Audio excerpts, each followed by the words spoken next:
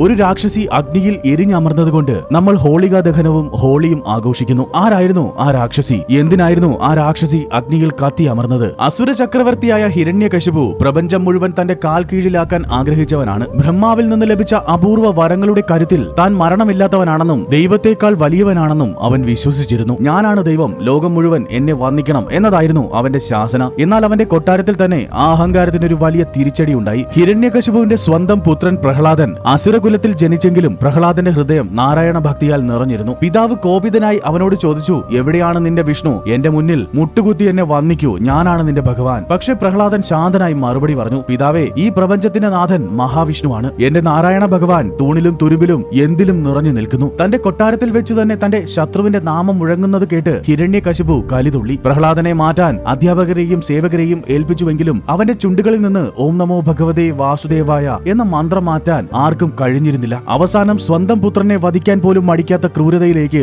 ആ അസുര രാജാവിന്റെ അഹങ്കാരം വളർന്നു. പ്രഹ്ലാദന്റെ ഭക്തിയെ തകർക്കാൻ കഴിയാതെ വന്നപ്പോൾ ഹിരണ്യകശിപു തന്റെ സഹോദരിയായ ഹോളികയുടെ സഹായം തേടി. ബ്രഹ്മദേവനിൽ നിന്ന് ലഭിച്ച വരം ഉപയോഗിച്ച് അഗ്നിയിൽ ഇരുന്നാൽ പോലും പൊള്ളലേക്കാത്തവളായിരുന്നു ഹോളിക. പക്ഷേ ആ വരം ബ്രഹ്മാവ് ഒരു പ്രത്യേക നിബന്ധനയോട് കൂടിയായിരുന്നു അവൾക്ക് നൽകിയിരുന്നത്. അതായത് ഹോളിക ഏകയായി അഗ്നിയെ നേരിടുമ്പോൾ മാത്രമേ ആ വരം അവളെ സംരക്ഷിക്കുകയുള്ളൂ. മറ്റൊരാളോടൊപ്പം അഗ്നിയിൽ പ്രവേശിച്ചാൽ ആ വരം ഫലിക്കുകയില്ലായിരുന്നു. ആകാശത്തോളം ഉയരത്തിൽ ആളിപ്പടരുന്ന ഒരു വലിയ തീകുണ്ഡം ഹിരണ്യകശിപുവിന്റെ കൽപ്പന പ്രകാരം കൊട്ടാരമുറ്റത്തൊരുങ്ങി. ഹോളിക തന്റെ വഞ്ചന നിറഞ്ഞ ചിരിയോടെ പ്രഹ്ലാദനെ കൂട്ടി ആ അഗ്നിയിലേക്ക് നടന്നുകയറി. കാണികളെല്ലാം പ്രഹ്ലാദന്റെ ജീവനെയോർത്ത് ഭയന്നു വിറച്ചു. തുടർന്ന് പ്രഹ്ലാദനെ മടിയിലിരുത്തി ഹോളിക അട്ടഹസിക്കാൻ തുടങ്ങി. തീ ആളിപ്പടർന്നു. ആ കനൽക്കാറ്റിൽ പ്രഹ്ലാദൻ ഒട്ടും ഭയപ്പെട്ടിരുന്നില്ല. അവൻ കണ്ണുകളടച്ച് കൈകൾ കൂപ്പി ഓം നമോ ഭഗവതേ വാസുദേവായ എന്ന മന്ത്രം അവൻ ഉരുവിട്ടുകൊണ്ടേയിരുന്നു. പെട്ടെന്നാണ് അത് സംഭവിച്ചത്. ശക്തമായ അഗ്നി ഹോളികയുടെ വരത്തെ അധർമ്മത്തിനായി ഉപയോഗിച്ചതുകൊണ്ട് ഉപയോഗശൂന്യമായി മാറി. അഗ്നിജ്വാലകൾ ഹോളികയെ പൊതിഞ്ഞു. അവൾ നിലവിളിച്ചുകൊണ്ട് കത്തി അമർന്നു. എന്നാൽ